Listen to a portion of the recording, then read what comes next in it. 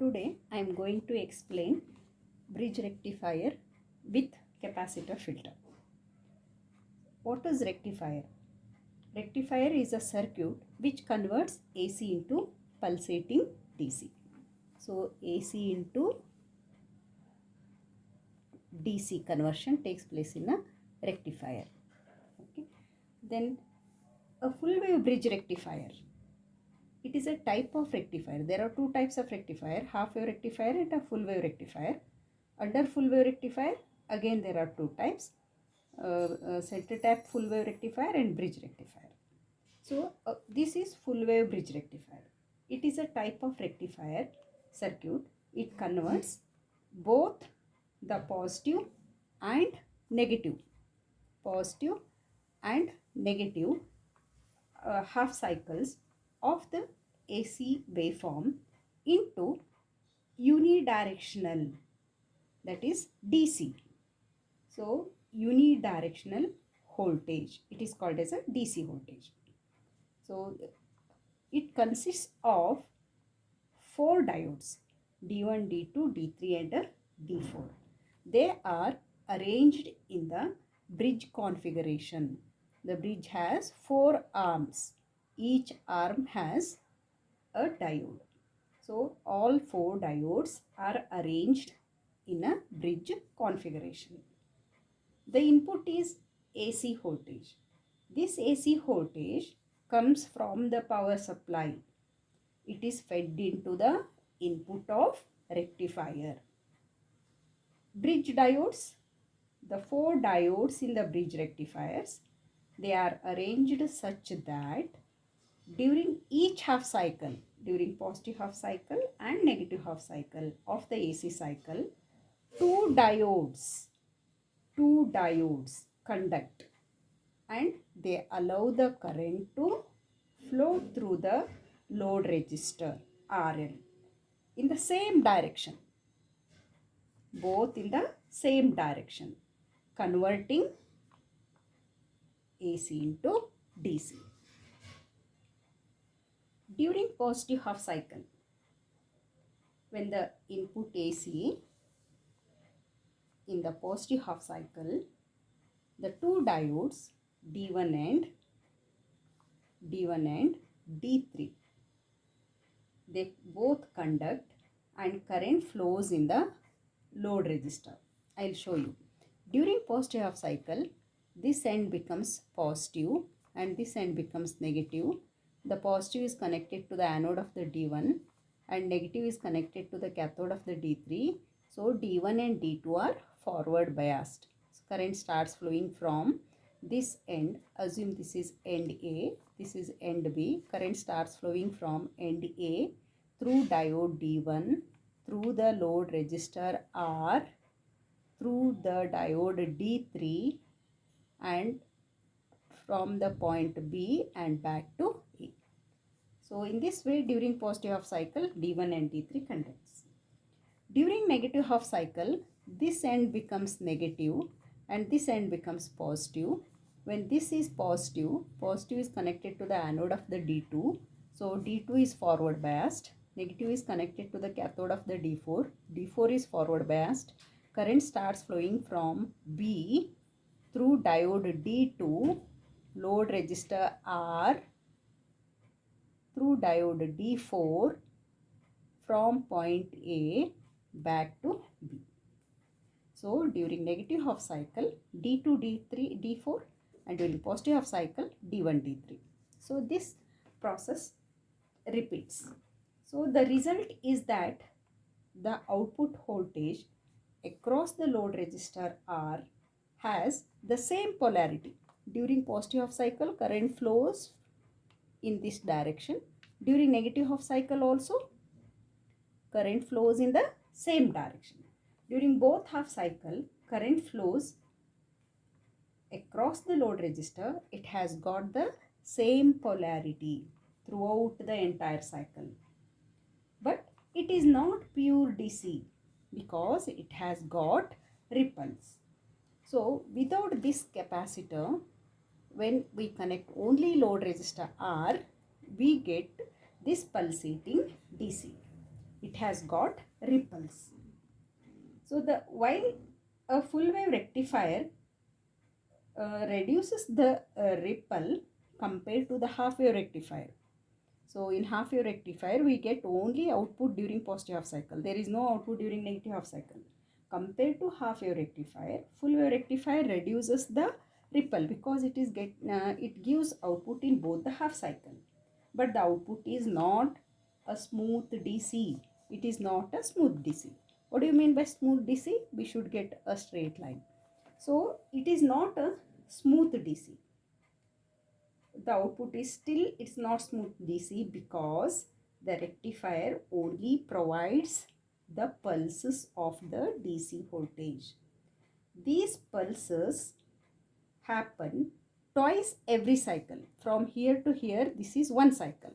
In one cycle, I am getting 2 pulses since it is a full wave rectifier. So, and there is a still gap between the pulses. There is some gap here. There is a gap between each pulse. Because of this gap, it causing the voltage ripples. Then how to get this smooth DC? So we should add one extra component to get a smooth DC. What is that component?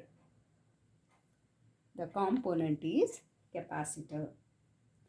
This is a filter.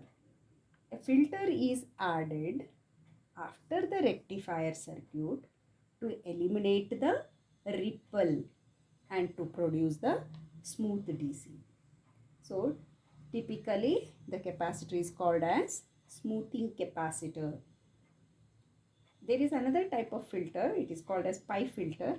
So you can study in the next class. So in today's class you are studying the capacitor filter. This smoothing capacitor is placed always across the load resistor, across the output of the rectifier, across the output of the rectifier. Why the capacitor is connected? To fill the gap between the rectified pulses. This helps to maintain more constant DC voltage. How we get the constant DC voltage using the capacitor? By the charging and discharging action of the capacitor. During each rectified pulse, both positive and negative half cycle, we get the pulses. The capacitor charges. See, here I have shown the capacitor charges. It charges up to the peak voltage. It charges up to the peak voltage of the rectified signal. Between the pulses, this pulse and this pulse, the capacitor discharges. It discharges slowly through the load resistor RL. It discharges slowly through the load resistor RL. But it does not discharge completely to zero because of the RC time constant.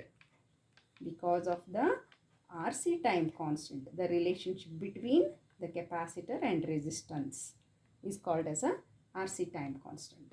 So because of this, it will not discharge to zero voltage. When it discharges, by this time again the next pulse appears, again the capacitor charges. Again it reaches the peak voltage, again it starts discharges. When it is discharging, by the time the again next pulse appears. So again it starts charges, because as the input AC voltage increases, capacitor charging action happens. When the AC voltage decreases, capacitor discharges. When it is discharging, by the time again next pulse appears, again charging takes place. Discharging, charging, discharging. Due to this action, some amount of the ripple is reduced or removed from this capacitor. In order to get a smooth DC waveform, we should connect more number of capacitors or higher value of capacitor. So when the AC signal is high, during peaks, capacitor charges quickly. When the AC signal is low, when it is reducing between the two pulses, the capacitor discharges little but not much, so that the voltage across the load remains constant. The larger the capacitor, more the charge it can store. It can store more charge, and more it holds the voltage steady. So larger the capacitor, it can store the charge more, and it can holds the voltage steady. In this way, the capacitor reduces the ripple. So in another video, I have done how to calculate the ripple factor of this full wave bridge rectifier with full wave bridge rectifier, and how to calculate the efficiency and peak inverse voltage. So if you watch that video, you will come to know how to calculate ripple factor, efficiency and peak inverse voltage. So the ripple, what is the ripple voltage from this bridge rectifier? So the ripple voltage of a full wave rectifier with this smoothing capacitor, it is given by the formula V ripple is equal to I divided by F into C, where I is the load current in milliamps, F is the ripple frequency of full wave rectifier. It is twice the AC frequency. If the AC frequency is 50 Hertz, we get 100 Hertz because two ripples will get in one cycle. So it is twice the input AC supply frequency, and C is the capacitance in farad. Okay. So full wave bridge rectifier with filter, AC input voltage is fed into the bridge rectifier. Rectifier converts AC into pulsating DC. The smoothing capacitor smooths the pulsating DC into the smooth DC output with reduced ripples. So the filtered DC is now more stable, and it can be used for power electronic devices. Okay, so still by connecting a large value of capacitor, you can get more smooth DC voltage. So the advantage of filter full wave bridge rectifier with filter is the filter smooths out the ripples in the DC output waveform, and the capacitor holds the voltage higher between the charging pulses and makes the DC voltage more constant. And the efficiency of the bridge rectifier is high, 81.2%, and the ripple factor is 0.48.